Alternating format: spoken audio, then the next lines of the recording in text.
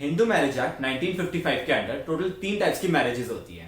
Valid marriage, void marriage और voidable marriage. Valid marriage वो marriage जो बिल्कुल सही होती है and which is accepted by the law. Void marriage का मतलब होता है जो एक इनवैलिड मैरिज होती है, जो इनइफेक्टिव मैरिज होती है, जिसकी कोई एग्जिस्टेंस नहीं होती लॉ की नजरों में, इसे नलिफाइड मैरिज माना जाता है। और वॉइडेबल मैरिज, ये मैरिज वो मैरिज होती है जिसे इनवैलिडेट करा जा सकता है बाय द पार्टी। तो वॉइड और वॉइडेबल का क्या डिफरेंस होता है? Hello everyone, I am Vansh Nagpal, welcome back to Juris Legal Chambers. आज के इस सेशन में हम लोग वॉइड और वॉइडेबल मैरिज के डिफरेंस को बहुत डिटेल में डिस्कस करेंगे। इनका क्या मतलब होता है, किन कंडीशंस में इन्हें अप्लाई करा जा सकता है और इनके क्या आफ्टर इफेक्ट्स होते हैं, इन सारी चीजों को आज के इस सेशन में हम लोग समझेंगे। एंड आई अश्योर यू कि अगर आपके इससे रिलेटेड कोई भी डाउट्स है वो आज के इस सेशन में खत्म होने तक आपके क्लियर हो जाएंगे। So let's begin the session.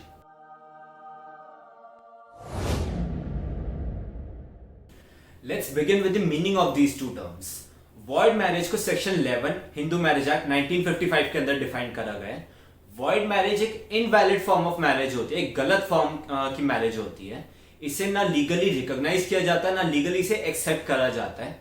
In fact law के अंदर इसकी कोई एग्जिस्टेंस नहीं मानी जाती, इसे रिकॉग्नाइज ही नहीं करा जाता। इसीलिए इस टाइप की मैरिज को वॉइड एब इनिशियो भी कहते हैं। वॉइड एब इनिशियो का मतलब होता है void from the very beginning. ये मैरिज अपनी स्टार्टिंग से लेकर, अपनी इंसेप्शन से लेके ही इसकी कोई वैल्यू नहीं मानी जाती, इसे बिल्कुल नकारा जाता है legally. Second is the voidable marriage. Section 12 of Hindu marriage act में ये बोला गया है जब भी कभी कोर्ट चाहे तो कोर्ट डिक्री देके एक वॉइडेबल मैरिज को इनवैलिडेट कर सकते हैं। पर जब तक कोर्ट ऐसे डिक्री नहीं देते किसी पार्टी के एप्लीकेशन देने पर, तो ऐसे केस तक उस मैरिज को एक वैलिड मैरिज माना जाता है। जब तक उसे इनवैलिडेट नहीं कर दिया जाता, वॉइडेबल मैरिज को एक सही मैरिज ठहराया जाता है और इसे लीगली एग्जिस्टेंस इसकी होती है और इसे लीगली वैलिड माना जाता है। Let's understand the conditions of a void marriage under Hindu marriage act 1955। कभी भी बाइगैमी के केस में, प्रोहिबिटेड डिग्री ऑफ रिलेशनशिप के केस में या सपिंडर रिलेशनशिप के केस में कोई मैरिज करी जाती है, then such marriage is void ab initio, void from the very beginning. Bigamy का मतलब होता है एक स्पाउस के रहते हुए दूसरा स्पाउस किसी तीसरे इंसान से शादी कर लेता है, तो ऐसी दूसरी मैरिज स्टार्टिंग से ही इनवैलिडेट होती है, स्टार्टिंग से ही इसकी कोई एग्जिस्टेंस नहीं होती। प्रोहिबिटेड डिग्री ऑफ रिलेशनशिप, जब कभी कोई क्लोज फैमिली मेंबर्स जैसे कि brother sister, uncle and niece, aunt nephew, तो ऐसे सारे ही केसेस के अंदर ये प्रोहिबिटेड डिग्री ऑफ रिलेशनशिप होती है, इनमें कोई शादी करी जाती है तो ये स्टार्टिंग से ही वॉइड होती है। सपिंडर रिलेशनशिप का मतलब होता है जब कोई कॉमन लीनियल एसेंडेंस होते हैं। लीनियल एसेंडेंस जब फादर की साइड से 5 जनरेशन तक या मदर की साइड से 3 जनरेशन तक कोई कॉमन होते हैं, ऐसे केस के अंदर ऐसे दो लोगों के बीच में शादी अगर होती है तो वो शादी स्टार्टिंग से वॉइड होती है। प्रोहिबिटेड डिग्री ऑफ रिलेशनशिप और सपिंडर रिलेशनशिप के डिफरेंस को बहुत ही डिटेल में हम लोग आगे डिस्कस करने वाले। अगर आप उस सेशन को मिस नहीं करना चाहते, जस्ट एंश्योर कि आपने चैनल को सब्सक्राइब कर रखा है और आपने साथ में बेल आइकन भी दबा रखा है। Moving on to the conditions for voidable marriage.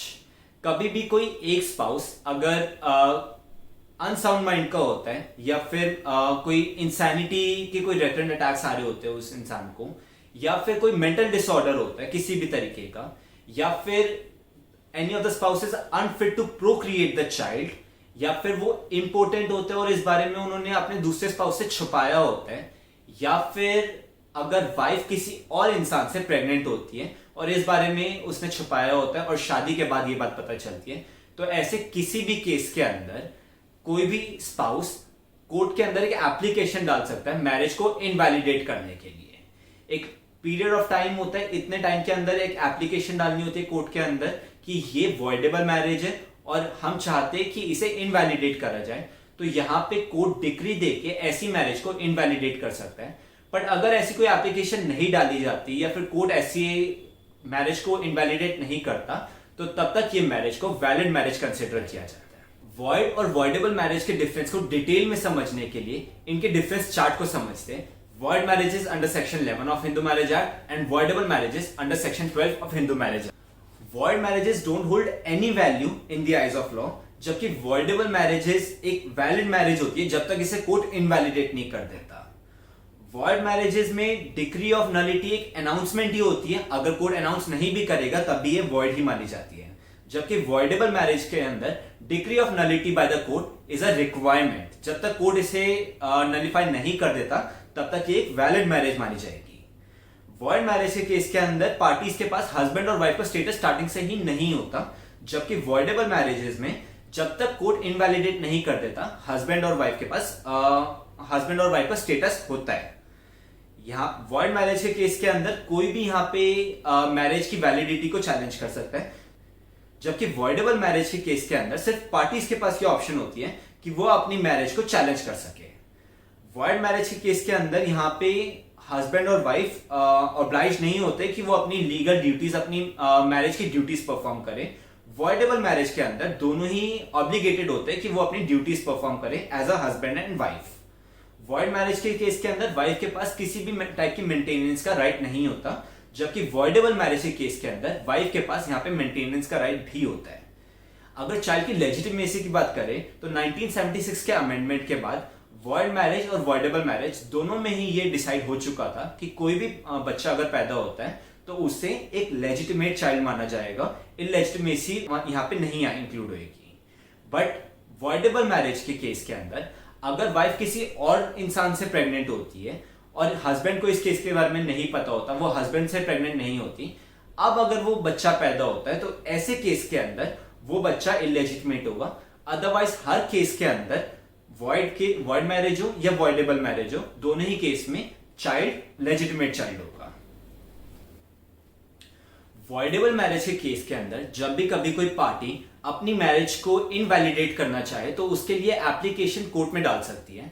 But यहाँ पे टोटल 3 कंडीशंस होती है। इन्हीं तीनों कंडीशंस के पूरा होने के बाद वो कोर्ट ऐसी एप्लीकेशन को सुनेगी और इस मैरिज को इनवैलिडेट करने के लिए हाँ करेगी।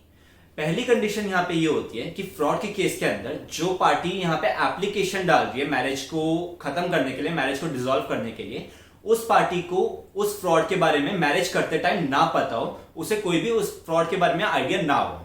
सेकंड कंडीशन ये होती है जैसे ही उस फ्रॉड के बारे में पता चल जाए उसके 1 साल के अंदर अंदर ही एप्लीकेशन डाली जा सकती है। यहाँ पे लिमिटेशन पीरियड होता है 1 ईयर का।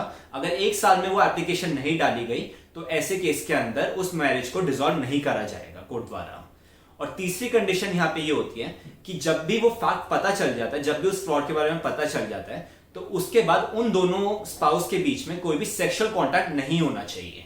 अगर कोई भी सेक्सुअल कॉन्टैक्ट उन दोनों स्पाउस के बीच में होता है, ऐसी इंफॉर्मेशन मिलने के बाद, ऐसे फ्रॉड के पता चलने के बाद, तो उस केस के अंदर कोर्ट उस मैरिज को डिसॉल्व नहीं करेगी। So that's it for today. We hope आपके लिए ये वीडियो हेल्पफुल रही होगी। अगर वॉइड मैरिज और वॉइडेबल मैरिज से रिलेटेड आपके कोई भी डाउट्स है, you can ask us in the comment section. Thank you so much, all the best, keep studying, see you in next session.